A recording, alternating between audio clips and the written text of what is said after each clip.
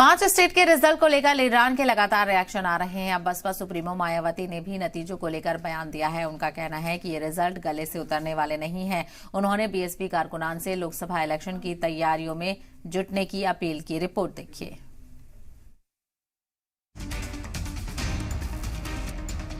पांच रियासतों के असेंबली इलेक्शन के नतीजों पर अब सियासत तेज हो गई है।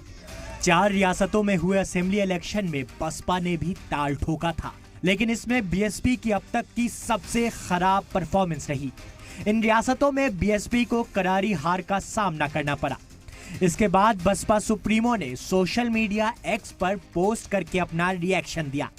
इलेक्शन के रिजल्ट पर मायावती के सवाल को लेकर जुबानी जंग तेज हो गई। बीजेपी ने मायावती के खिलाफ मोर्चा खोल दिया है। देखिए, उनके सवाल खड़े करने का दल के नाते उनका अधिकार है, लेकिन सवाल का जवाब जनता वोट से देती है। और माननीय नरेंद्र मोदी जी की जो गारंटी जनता को दी गई थी, उस गारंटी की जीत है और गारंटी की भी गारंटी है। यह कल माननीय प्रधानमंत्री जी ने कहा है। और 3 राज्यों में हमारी पार्टी की ऐतिहासिक जीत हुई है।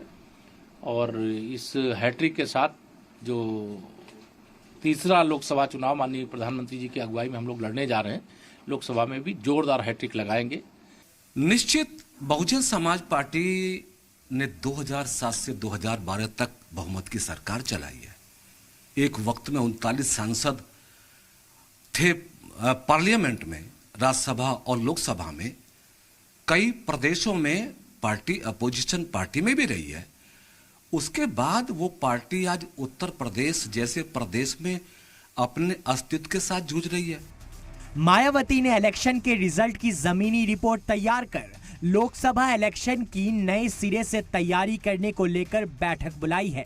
बताया जा रहा है कि 5 रियासतों के इलेक्शन में मध्य प्रदेश में बीएसपी को काफी उम्मीदें थी। हालांकि रिजल्ट उम्मीदों के मुताबिक नहीं रही। यही वजह है कि इलेक्शन में बसपा की हार से परेशान न होने का मायावती ने कारकुनान को मैसेज दिया है और बीजेपी पर हमला तेज कर दिया है। ब्यूरो रिपोर्ट, जी मीडिया।